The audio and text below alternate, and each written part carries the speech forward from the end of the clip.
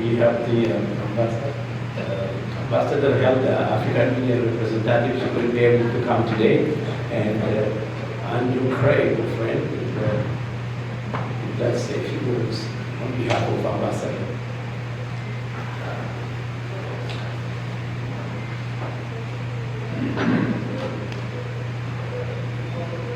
Well, thank you, Nessun, and for all of your attention. I come here primarily as a reporter, although I've worked closely with the ambassador. And I shouldn't presume to try to speak for her, but I will point that she's spoken here in the past and given very eloquent remarks when you had an event at the Senate. And she's very interested now. She's no longer the ambassador, but she continues to work on related issues for the African Union. Let me speak for myself, primarily as a reporter. My name is Andrew Craig. I've covered your events through the years, and I'm especially pleased that this is regarded as a historic breakthrough. And certainly there's great eloquence here. It deserves the much wider resonance that you've been working on to bring to the attention through all 50 states, throughout Congress, throughout the executive branch. And to keep this short, let's just agree on that. But I have a suggestion that I hope will be helpful, because there are many people trying to get the attention of Congress and the executive branch. And normally they have a lot of money, they have clout, if they're going to be effective. Even the consumer advocate Ralph Nader spoke at a gathering at the press club one time, and he said, no matter how right you are, you have to have planning and at least a little money. Well, I can't do much about the money, but I do have a suggestion, just very briefly, to try to take the important comments here and get it to a wider audience, and maybe even help somebody in your own family personally doing it. One of the things going on, and it's out of the control of anyone, is when this conference was first scheduled, there was a government shutdown. So it had to be postponed to now. And people had to plan, come from different places. And then suddenly, unexpectedly, the Speaker of the House adjourned Congress. So they're gone.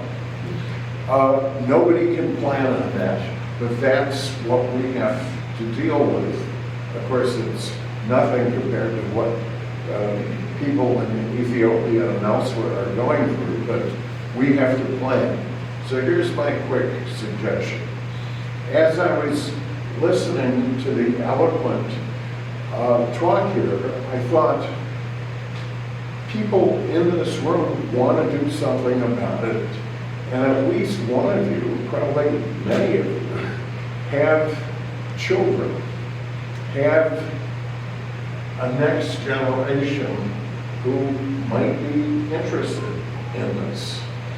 And here is a progression that could actually lead to many steps.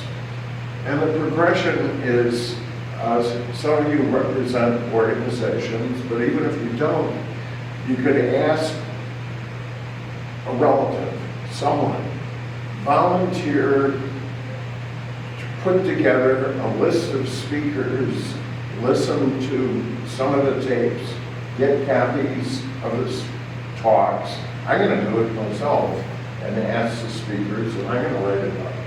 But imagine if a young person in high school, in college, just took a couple hours to put together what this is about so that other people could hear about it.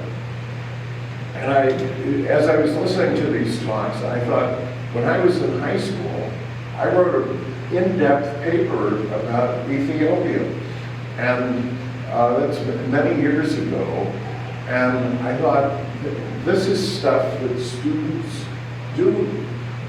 This is stuff that people in your families could easily do. And by the way, they could get a paper credit at a school, maybe. I mean, it might just be volunteer for a couple hours, but it also could lead to a paper like I did in high school about these battles in Ethiopia. But here's a progression. I'll finish up. But that very person who writes this up, who are the speakers, puts it on 2 sheets of paper to get out as kind of a press release or summary to go along with the videos that you have or on a website. That can not only be a paper for school, but it could open the door to an internship or even work helping organize events, which is a great job for a young person as their first job. And I used to run an organization that put on events. And the young people, often it was their first paid job out of college, to help take the experts and put it into an event, maybe even charge money for it, but at least give publicity. And that could lead to a job. And here's where I'll finish up.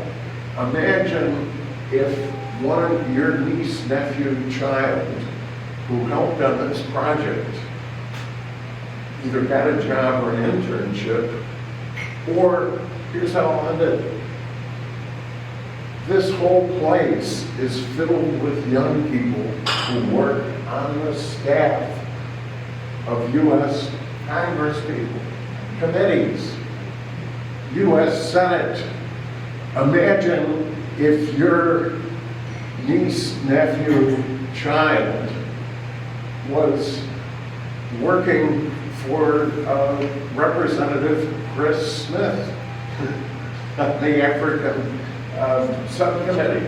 Imagine if they worked on the staff of Eleanor Holmes Norton, who arranged this room and helped her or someone like her not just arrange the room, which is great, but to do in-depth, ongoing basis as a paid staff member. And it starts with this kind of progression.